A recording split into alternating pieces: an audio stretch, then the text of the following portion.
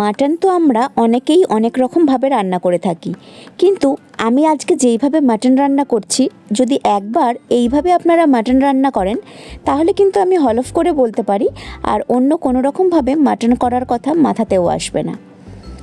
আমার আজকের recipe mutton curry. নমস্কার, আমি জয়িতা আর আপনারা দেখছেন জয়িতার পাকশালা। তাহলে এখানে প্রথমেই আমি 1.5 কেজি মাটন নিয়ে নিয়েছি। এই মাটনটাকে আমি প্রথমেই ম্যারিনেট করে নেব।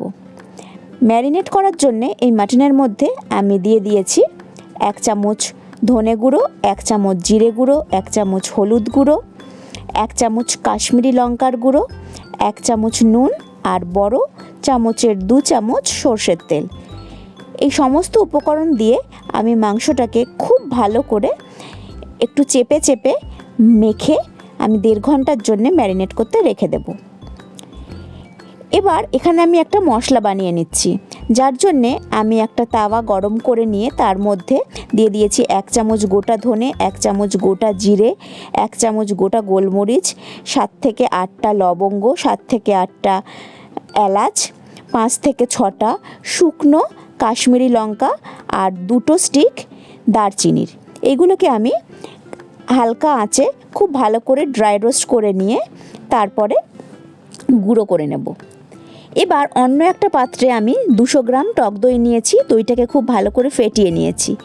এবার এই দইটার মধ্যে যে মশলাটা আমি বানিয়ে গুঁড়ো করে নিয়েছি, সেই মশলাটার থেকে আমি 2.5 চামচ মশলা দিয়ে দিলাম, দিয়ে খুব ভালো করে দইয়ের সঙ্গে মিশিয়ে রেখে দেব 15 থেকে 20 মিনিট।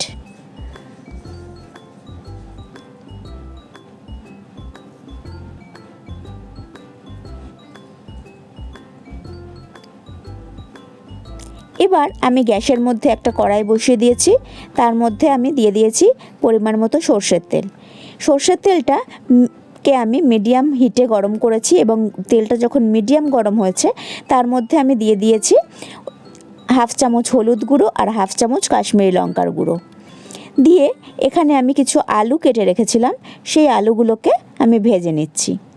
তেলের মধ্যে হলুদ আর লঙ্কা গুঁড়ো দিয়ে যদি আলু ভেজে নেওয়া যায় তাহলে কিন্তু আলুর রঙটা ভীষণ সুন্দর হয়। আর ওই তেলে যদি যে তরকারি আমি বানাই সেই তরকারির রঙটাও কিন্তু ভীষণ সুন্দর আসে। দেখুন আলুগুলোর রঙ কত সুন্দর এসছে। সমস্ত আলুগুলো ভাজা হয়ে গেলে আমি আলুগুলোকে তুলে রেখে দিচ্ছি।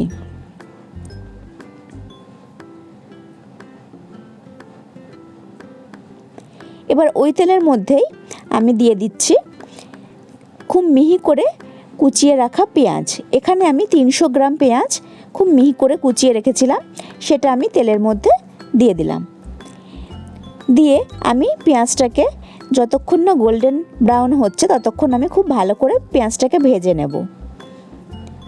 এই পেঁয়াজটা ভাজাটা একটু ফাস্টার করার জন্যে আমি এখানে অ্যাড করে দিয়েছি 1 চামচ নুন।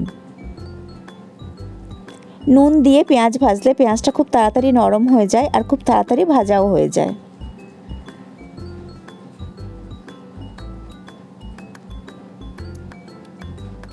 পেঁয়াজটা দেখুন গোল্ডেন ব্রাউন হয়ে ভাজা হয়ে গেছে। এবার এর মধ্যে আমি দিয়ে দিয়েছি 3 চামচ আদা রসুন আর কাঁচা লঙ্কার পেস্ট।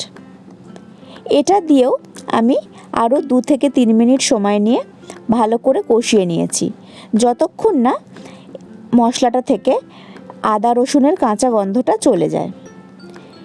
এবার এই স্টেজে আমি এখানে দিয়ে দিয়েছি 1/2 চামচ চিনি। চিনি দিলে তেলের ওপরে মশলাটা খুব সুন্দর একটা কালার হয়ে যায় আর তরকারির রঙটাও কিন্তু ভীষণ সুন্দর আসে। এটা কোনো মিষ্টি হওয়ার জন্য আমি অ্যাড করিনি। এখানে মশলা বলতে আমি অ্যাড করেছি 1/2 চামচ হলুদ আর বড় চামচের 1 চামচ কাশ্মীরি লঙ্কার গুঁড়ো। সমস্ত কিছু দিয়ে খুব ভালো করে আমি একটু কষিয়ে নিয়েছি। যখন সাইড দিয়ে এরকম তেল রিলিজ করে যাচ্ছে তখন আমি এর মধ্যে অ্যাড করে দিয়েছি ম্যারিনেট করে রাখা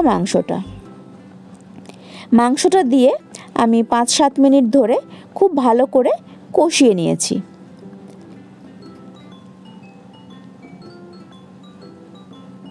একটু সময় নিয়ে বেশ কিছুক্ষণ সময় ধরে কন্টিনিউয়াসলি নেড়ে নেড়ে আমি মাংসটাকে কিন্তু কষিয়ে নেব। মাংসটা দেখুন আমার 10-15 মিনিট ধরে আমি মাংসটাকে কষাচ্ছি, এর মধ্যে থেকে তেল রিলিজ করা শুরু করে দিয়েছে। এই স্টেজে আমি এখানে কিছুটা গরম জল অ্যাড করেছি, মোটামুটি 1/2 কাপ মতো, দিয়েও আমি মাংসটাকে আবারও খুব ভালো করে কষিয়ে নিচ্ছি। এইভাবে যদি মাংস কষানো হয়, মানে কষাতে কষাতে যদি মোটামুটি একটুখানি গরম জল অ্যাড করে নিয়ে আবারও কষানো হয়, এইভাবে মাংস কষালে কিন্তু মাংসটা যে গ্রেভিটা হয় সেটা ভীষণ স্মুথ হয়, কারণ পেঁয়াজগুলো একদমই এতে গলে যায়। এইভাবে কষিয়ে কষিয়ে যেই একটু তেল রিলিজ করেছে, আমি আবার এখানে আরও 1/2 কাপ গরম জল অ্যাড করে দিয়েছি, দিয়ে আমি এটাকে আরও 10 থেকে 15 মিনিট খুব ভালো করে কষিয়ে নিচ্ছি। এই পুরো প্রসেসটা করতে মোটামুটি কিন্তু আধ ঘন্টা থেকে 35 মিনিট সময় লাগবে। দেখুন কতটা আমার তেল রিলিজ করতে শুরু করে দিয়েছে মাংসটা থেকে। এই স্টেজে আমি এখানে অ্যাড করে দেব আমি যে দইটা আমি মশলা দিয়ে মিশিয়ে রেখে দিয়েছিলাম, সেই দইটা।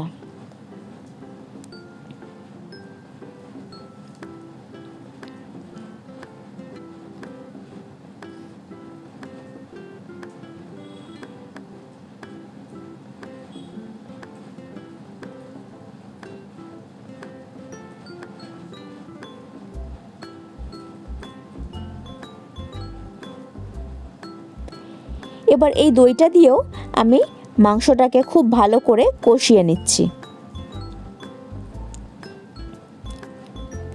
এটাও 5 থেকে 7 মিনিট সময় ধরে মাংসটাকে আমি আরেকবার খুব ভালো করে দইয়ের সঙ্গে কষিয়ে নিয়েছি।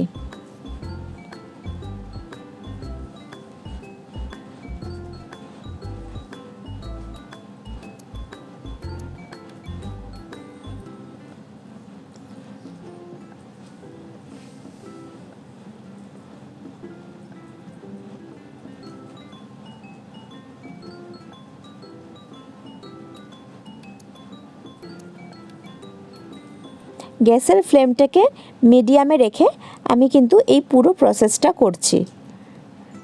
যেহেতু আমি এখানে দই অ্যাড করেছি, সেই জন্য আমি একদম হাই ফ্লেমে কিন্তু রাখিনি। দইটা দিয়ে ভালো করে আমার কষানো হয়ে গেছে।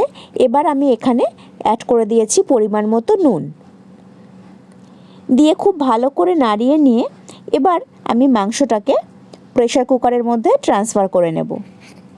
আপনারা যদি চান এইভাবে কষিয়ে কিন্তু এর মধ্যে এবার গরম জল অ্যাড করে আপনারা কড়াইতেও করতে পারেন, সেক্ষেত্রে 1 থেকে 1.5 ঘন্টা সময় লাগবে।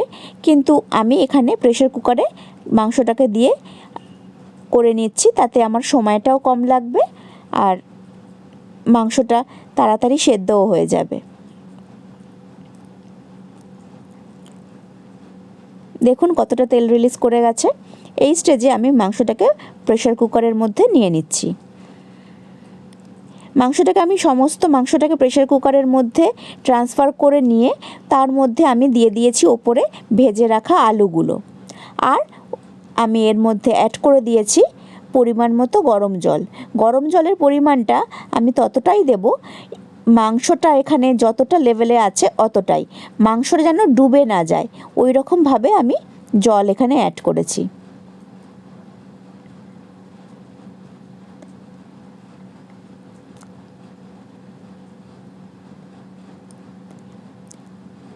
এবার ওপর দিয়ে আমি আলুগুলোও সাজিয়ে দিয়ে আমি এখানে 4 থেকে 5টা সিটি দিয়ে নিয়েছি। 4 থেকে 5টা সিটি দেওয়া হয়ে গেলে, প্রেসার কুকারের সিটিটা পুরোপুরি বসে গেলে আমি প্রেসার কুকারের ঢাকনাটা খুলে মাংসটা সার্ভ করে দিয়েছি। দেখুন কত সুন্দর হয়েছে মাংসটা। এইভাবে একবার বানিয়ে দেখার জন্যে অনুরোধ রইল। আর কীরকম লাগলো আমার আজকের রেসিপি অবশ্যই কিন্তু কমেন্ট করে জানাবেন। আমি আবার হাজির হয়ে যাব আবার অন্য কোনো রেসিপি নিয়ে। ততদিনের জন্য ভালো থাকবেন, সুস্থ থাকবেন। ধন্যবাদ।